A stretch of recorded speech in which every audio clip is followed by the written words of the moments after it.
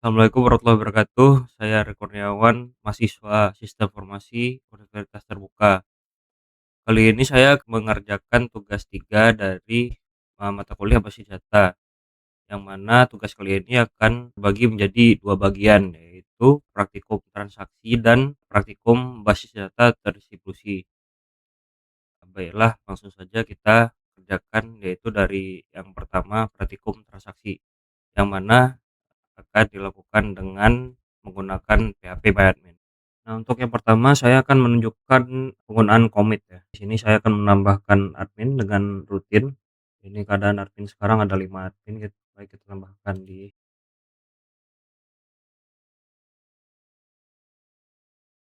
Nah, ini kita akan coba tanpa commit dulu.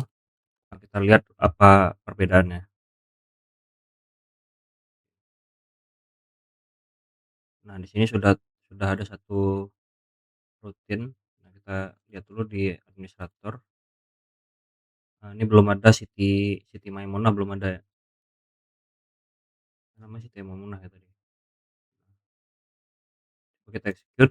Di sini nih Siti Maimunah nambah, tapi gimana di data administratornya. Nah, di sini nambah nih kan, tapi kita nggak komit.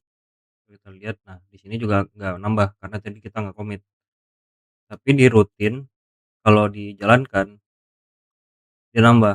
Nah, bagaimana perbedaannya kalau komit dijalankan? Kita set dulu komit. Nah, ini Siti Maimunah ada sama kayak set tanpa komit tadi, tapi kalau ada komit di administrator dia juga nambah. Di sini bisa kita lihat. Nah, selanjutnya kita akan mencoba rollback. Ya, jadi di sini akan kita buat rutin lagi untuk rollback yang akan mengubah nama Siti Aminah dan Siti Maimunah. Tapi salah satunya kita rollback. Jadi bakal kita lihat hasilnya.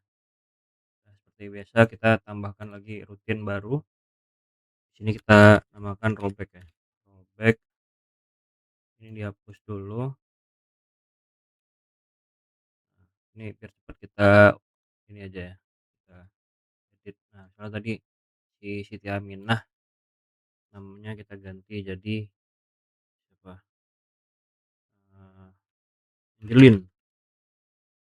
Nah, yang si Siti Maimunah di ID 8 ini ternyata namanya salah, namanya tuh Ria Ricis. Nah, tapi yang Angelin ini nama nama palsu, jadi kita rollback. Kita coba, kita tuh sip. Nah, ini kita cek dulu ya tadi. Kita cek ulang lagi. Nah, ini Siti Aminah masih di 2, Siti Maimunah 8 kan. Terus kita execute rollback-nya. Nah, ini di sini kita bisa lihat padahal tadi kita udah ganti nama Siti Aminah jadi Angelin, tapi dia nggak berubah karena di rollback. Jadi namanya tetap Siti Aminah, tapi yang Ria Ricis yang Siti Maimunah berubah jadi Ria Ricis. Nah, kita lihat juga di tabel administrator, nah berubah juga. Jadi untuk update nggak perlu di-commit ya, kayak insert yang tadi. Nah, dia jadi tetap berubah.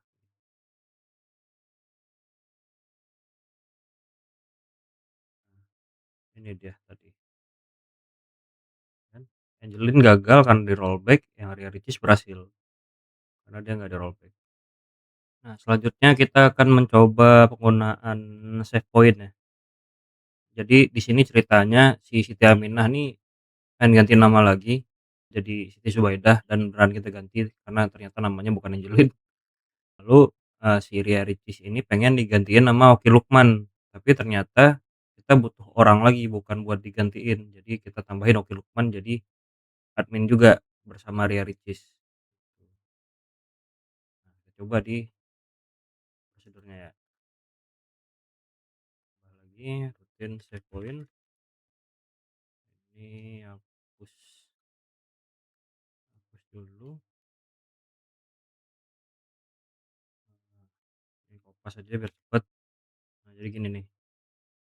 Ini kita ganti si siapa namanya tadi, Siti Aminah yang ID admin 2 jadi Siti Zubaidah. Nah, terus kita bikin save point di Zubaida. Nah, si Ria Ricis pengen digantiin Oke Lukman tapi ternyata nggak jadi, kita rollback ke save-nya Zubaida tadi. Jadi selanjutnya setelah di rollback kita nambahin Oke Lukman jadi admin baru. Coba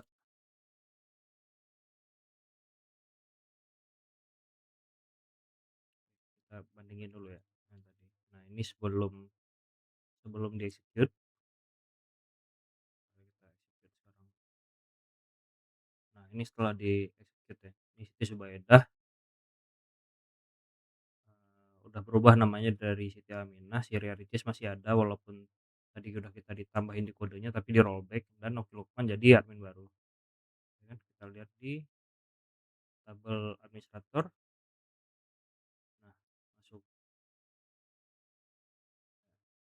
Nah, selanjutnya jadi untuk trigger kita butuh membuat dua tabel baru yang mana sudah terhubung foreign key-nya.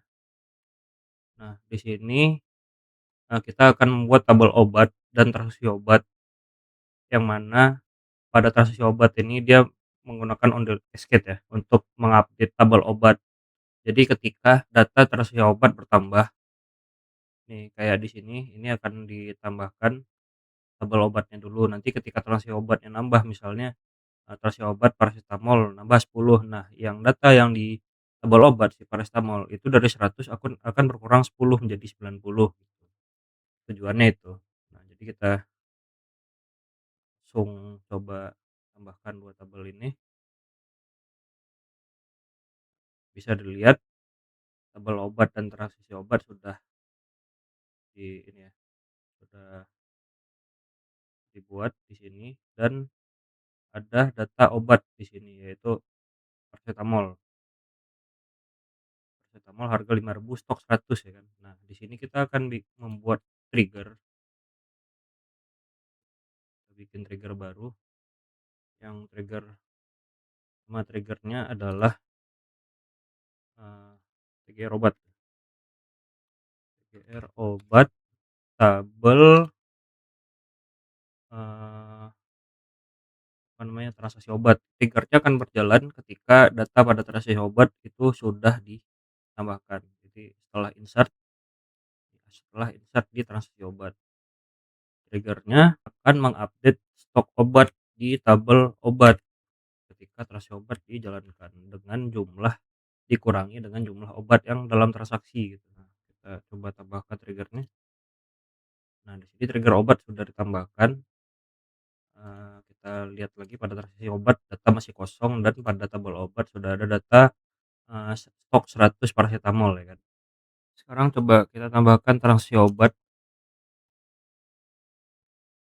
Jadi tadi dari paracetamol itu stoknya 100 kan. Jadi kita tambahin transaksi obat paracetamol 10, jumlahnya 10.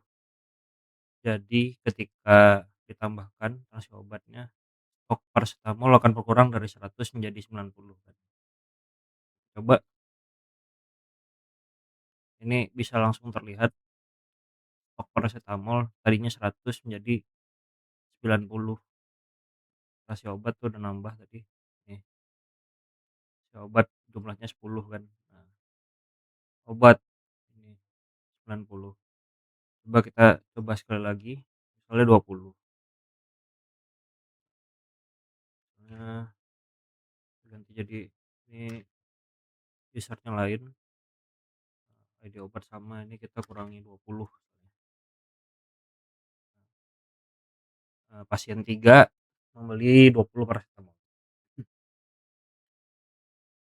Nah, bisa dilihat tadi 90 sekarang menjadi 70 ketika transaksi obat ditambahkan. Ya, selesai untuk trigger.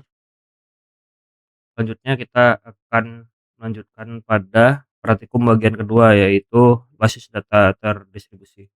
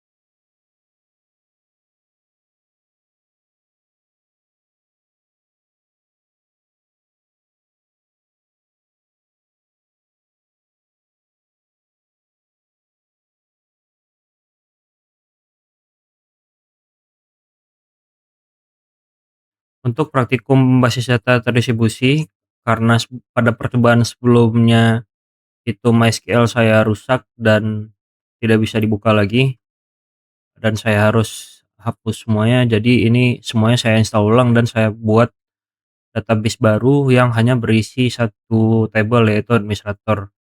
Jadi akan kita coba untuk melakukan replikasi, kali ini konfigurasi pada, komputer satu atau, pada Windows.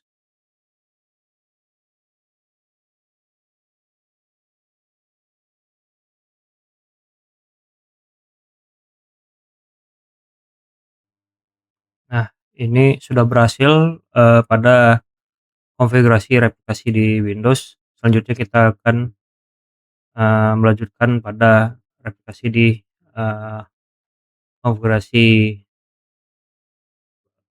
di komputer kedua, yaitu Ubuntu.